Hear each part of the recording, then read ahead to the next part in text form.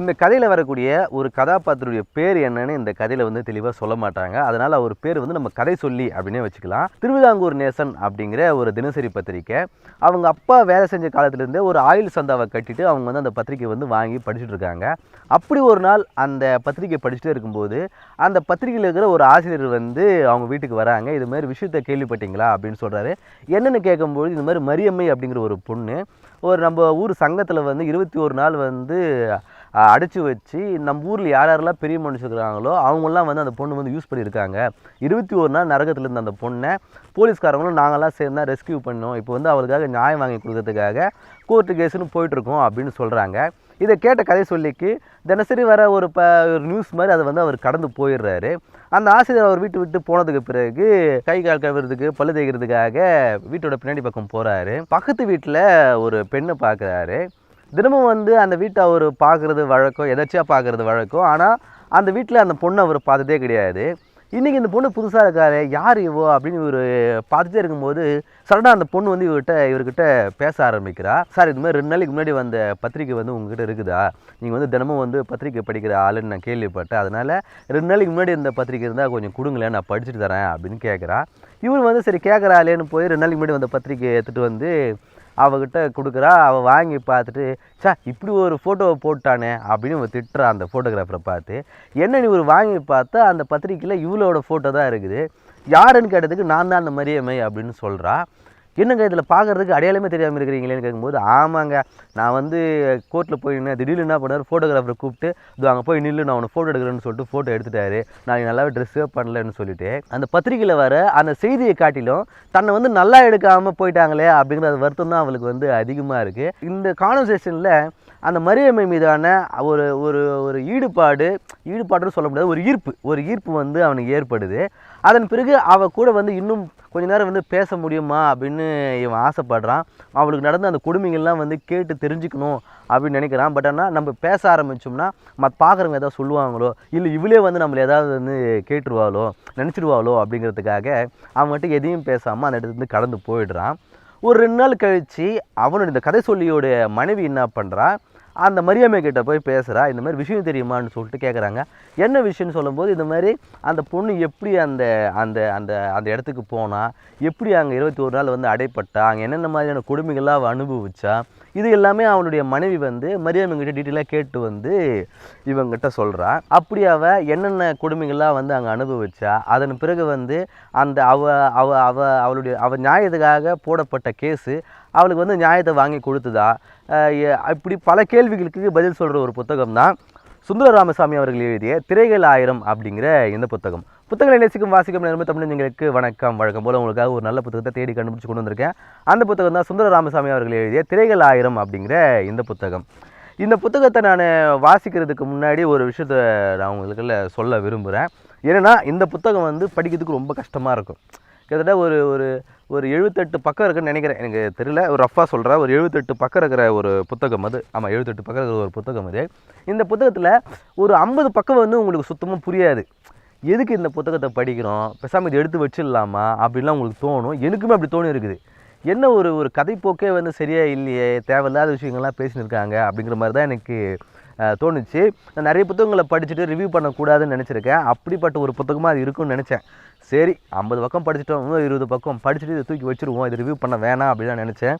But ஆனால் மீதி இருக்கிற அந்த 20 பக்கம் படித்து முடிச்சதுக்கு பிறகு கண்டிப்பாக இந்த புத்தகத்தை வந்து ரிவ்யூ பண்ணணும் அப்படின்னு எனக்கு தோணுச்சு. அதுக்கு காரணம் என்னென்னா, இப்போ நான் சொன்னேன் இல்லையா, இப்போ மரியம்மைங்க அப்படிங்கிற அந்த பொண்ணு அந்த இடத்துல போயிட்டு மாட்டிக்கிட்டா இல்லையா, அந்த இடத்துல அவள் மாட்டினதுக்கு பிறகு அவள் ஒரு வருஷன்னு சொல்லுவாள். இந்த மாதிரி வந்து தான் ஒரு அப்பாவே அந்த இடத்துல போய் மாட்டிக்கிட்டேன் அப்படின்னு ஒரு வருஷன்னு சொல்லுவாள். பக்கத்து வீட்டில் தங்க வச்சுருந்தா பாரு ஒரு பெண் ஒருத்தி, அவங்க வந்து வயசானவங்க ஒருத்தங்க, அவங்க இந்த பெண்ணை தங்க வச்சுருந்தா பார்த்தீங்களா, அவள் வந்து வேற ஒரு வருஷன்னு சொல்லுவாள் இவளை பற்றி. இவள் வந்து அந்தளவுக்குலாம் நல்லவு கிடையாது, இவளை பற்றி எனக்கு தெரியும், இவள் வந்து இங்கேருந்து இந்த ஒரு வாரத்தில் என்னெல்லாம் நடந்துச்சு தெரியுமான்னு சொல்லிட்டு அவங்க ஒரு வருஷன்னு சொல்லுவாங்க. இதை கேட்டு வந்த சொன்னாங்க பாருங்க இவங்களுடைய மனைவி, அந்த கதை சொல்லியோட மனைவி, அவங்க ஒரு வருஷன்னு சொல்லுவாங்க. இது எழுதுனாம் பாரு பத்திரிக்கைக்கார ஒருத்தன், அவன் ஒரு வருஷன்னு சொல்லுவான். அப்புறம் அந்த இடத்துக்கு கூட்டிகிட்டு போனான் பாருங்க, அந்த பொண்ணு சிக்க வைக்கிறதுக்காக ஏமாற்றி ஒருத்தன் கூட்டிகிட்டு போனான் இல்லையா, அவன் ஒரு வருஷம்னு சொல்லுவான். இப்படி இந்த திரைகள் 1000 அதாவது ஒரு சம்பவம் நடக்கும்போது ஒவ்வொருத்தருடைய பர்ஸ்பெக்டிவில் ஒரு கதை விரியும் இல்லையா. நம்ம ஊரில் ஏதாவது ஒரு விஷயத்தை கேள்விப்பட்டிருப்போம். ஆமாம் ஆமாம் அவள் அப்படி தான் போகும்போது அவன் ஒரு சொல்லுவா, இன்னொருத்த வந்து ஒன்று சொல்லுவான், இல்லை இப்படி சொல்லுவான். இப்படி வந்து பலதரப்பட்ட திரைகளுடைய கதைகளை சொல்கிற ஒரு புத்தகமாக தான் இது எனக்கு தெரிஞ்சுது. இதை படிக்கும்போது இது யாருடைய கதை வந்து சரியானதாக இருக்கும் அப்படிங்கிற அந்த அந்த அந்த முடிவுக்கு வந்து நம்மளே வந்து விட்டுடுறாங்க. நம்ம வந்து மரியம்முடைய பாயிண்ட் ஆஃப் வியூவில் பார்த்து அவளை நல்லவனாக நினச்சிக்கிட்டா அது உங்கள் விருப்பம். இல்லை வேறு ஒருத்தவங்களுடைய பாயிண்ட் ஆஃப் வியூவில் பார்த்து அவளை கெட்டவளாக நினச்சிக்கிட்டா அது உங்களுடைய விருப்பம் அப்படிங்கிற மாதிரி தான் இந்த இதில் வந்து அவங்க சொல்லியிருப்பாங்க. இதில் வந்து அந்த ஒரு கதாபாத்திரமே சொல்லும், ஏன் அங்கே அத்தனை நாள் வந்து அடைப்பட்டு இருக்கும்போது அவள் ஏன் வந்து கத்தலை, ஏன் வந்து அவ்வளோ அந்தளவுக்குலாம் அடிப்படாமல் வந்திருப்பாள், எப்படி வந்து தப்பிச்சு வந்துருப்பா அப்படிங்கிற மாதிரி கேள்விலாம் வந்து அவங்க சொல்கிற மாதிரி இந்த கதை வந்து போகும். இப்போ ரீசெண்டாக வந்து மோகன்லால் அவர்கள் நடித்த நேரு அப்படிங்கிற ஒரு படத்தை நீங்கள் பார்த்துருப்பீங்க. பார்க்கலாம், அந்த படம் பாருங்கள், ரொம்ப நல்ல படம் இது. ஜித்து ஜோசப்னு வந்து டைரக்ட் பண்ணியிருப்பார் அந்த படத்தில். அந்த படத்தில் ஒரு கண்ணு தெரியாத ஒரு பொண்ணு, அந்த பொண்ணு வந்து ஒருத்தர் வந்து வன்புணர்வு பண்ணுறதுக்காக வருவான். அப்படி அந்த நேரத்தில் அந்த வீட்டில் வந்து யாரும் இருக்க மாட்டாங்க. இந்த பொண்ணு அந்த தாக்குதலுக்கு வந்து உட்பட்டு இருப்பா. அந்த நேரத்தில் தான் தாக்குதலுக்கு உட்பட்ட இவனை நம்ம வந்து எப்படியாவது கண்டுபிடிக்கணும் அப்படிங்கிற காரணத்துக்காக அந்த நிலைமையில கூட தன்னுடைய எதிர்ப்பு வந்து தெரிவிக்காமல் கையாலேயே அவன் முகத்தை வந்து தடவி பார்த்து இவனுடைய உருவம் வந்து இப்படி தான் இருக்கும் அப்படின்னு அதை ஐடென்டிஃபை பண்ணி அவன் போனதுக்கு பிறகு அந்த களிமண்ணில் வந்து அவனுடைய உருவத்தை செஞ்சு போலீஸ்க்கு வந்து அடையாளம் காட்டுவா. இது வந்து ஒரு அட்வொகேட் வந்து என்ன சொல்லுவார்னா, ஏமா ஒரு சாதாரண ஒரு பெண்ணு இந்த மாதிரி ஒரு தாக்குதலுக்கு உட்படும் பொழுது என்ன நினைப்பாங்க, ஒன்று வந்து எதிர்ப்பு தெரிவிப்பாங்க, தான் உயிரே போனாலும் வந்து அதை என்ன சொல்கிறது, தன்னுடைய மானம் போக வேணான்னு சொல்லிட்டு போராடுவாங்க. ஆனால் நீ வந்து அமைதியாக அவன் எப்படி இருப்பான் அப்படிங்கிறத கையால் தடவி பார்த்து அதை ரசிச்சிருக்கியாம்மா அப்படின்னு சொல்லிட்டு அப்படி சொல்லுவார். அப்போ அந்த நேரத்தில் மோகன்லால் அவர்கள் சொல்லுவாங்க, ஏங்க ஒரு பொண்ணு இந்த மாதிரி ஒரு சம்பவம் நடக்கும்போது அதை வந்து எதிர்த்து போராடுறதுக்கு பதிலாக ஐயோ நம்ம வாழ்க்கையே அழியுது அப்படின்றது அந்த மன உளைச்சலுக்கு ஆளாகாமல் தன்னை இப்படி இந்த நிலைமைக்கு உண்டாக்கணவனை எப்படியாவது நம்ம வந்து கண்டுபிடிச்சி அவனுக்கு தண்டனை வாங்கி கொடுக்கணுன்ற அந்த ப்ரெசன்ஸ் ஆஃப் மைண்டு வந்து நீங்கள் பாராட்டாமல் அவளுடைய நடத்தையில் வந்து இப்படி நீங்கள் வந்து கொஷின் பண்ணுறீங்களே அப்படிங்கிற மாதிரி அந்த அந்த கான்வர்சேஷன் வந்து போகும். ரொம்ப நல்ல படம் இது. நீங்கள் பார்க்கலன்னா அந்த படத்தை பாருங்கள். எனக்கு அப்படி தான் தோணுச்சு. ஒரு சுச்சுவேஷன் நடக்கும்பொழுது அந்த இடத்துல இப்படி தான் போராடணும். ஒவ்வொருத்தரும் ஒரு மனநிலை இருக்குது இல்லைங்களா. சரி நம்ம இங்கே வந்து மாட்டிக்கிட்டோம், இங்கே வந்து தப்பிச்சு போக முடியாது, அனாவசியமான நமக்காக ஒரு டைம் வரட்டும் அப்படிங்கிறதுக்காக வெயிட் பண்ணும்பொழுது அதை வெயிட் பண்ணுறத வந்து நம்ம வந்து தப்புன்னு சொல்ல முடியாது இல்லையா.